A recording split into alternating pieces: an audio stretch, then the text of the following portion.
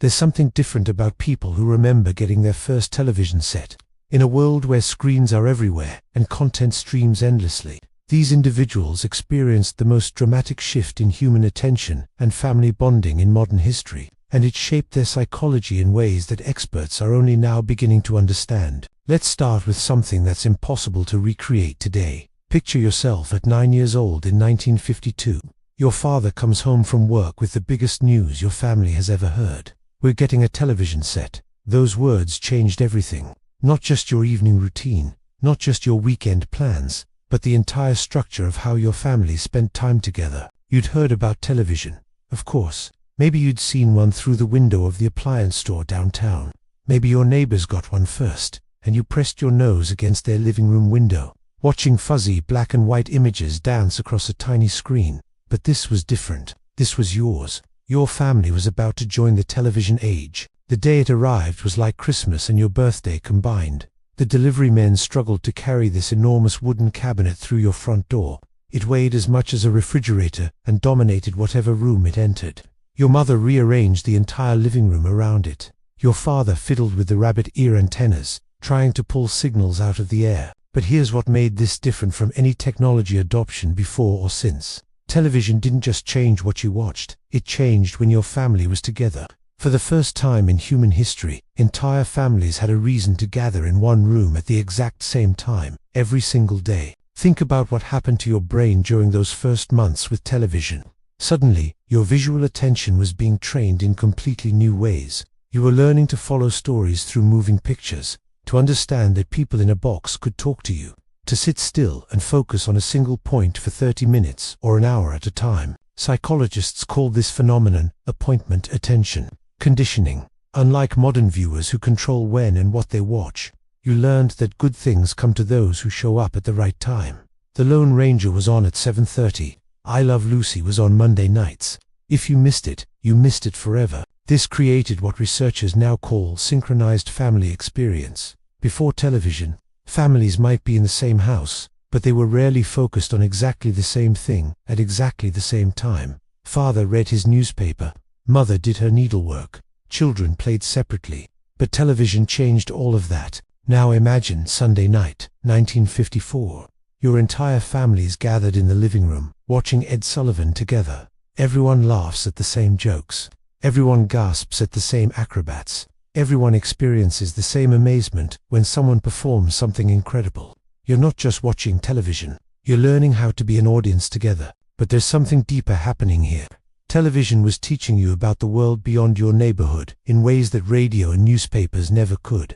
You were seeing how other families lived, how other people dressed, how other communities worked. Your brain was building a visual vocabulary of American culture that would shape your understanding of normal for the rest of your life. This created what media psychologists call cultural reference point synchronization. Your generation shared the same images, the same characters, the same stories, in ways no generation before ever had.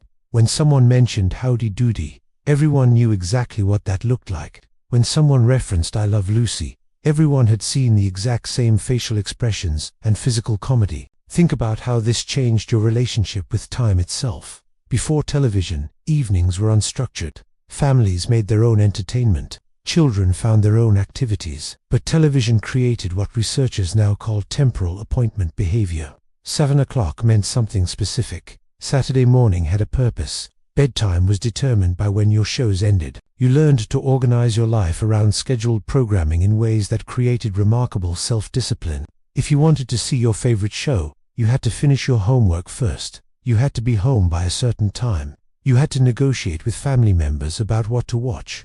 Television taught you time management without calling it time management. But here's what's most psychologically significant about your television experience. You were learning to share attention with others in completely new ways.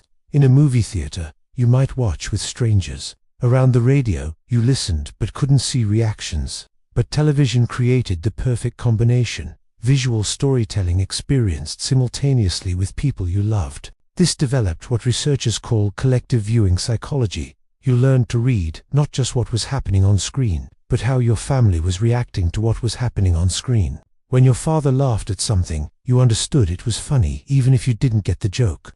When your mother looked concerned during a dramatic moment, you learned to recognize emotional cues. The first television generation carries something that streaming generations never develop: the psychology of shared cultural moments. They understand that some experiences are better when everyone has them at the same time.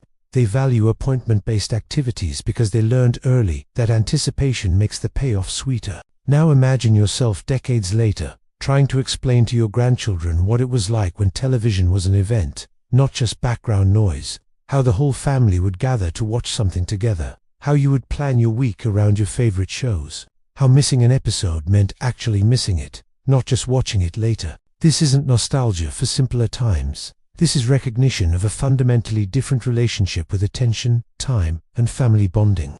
You learned that some things are worth waiting for, worth organizing your schedule around, worth experiencing together rather than alone. When younger people ask how your generation developed such strong family traditions, such respect for scheduled activities, such ability to focus on one thing at a time without constant distraction, now you know.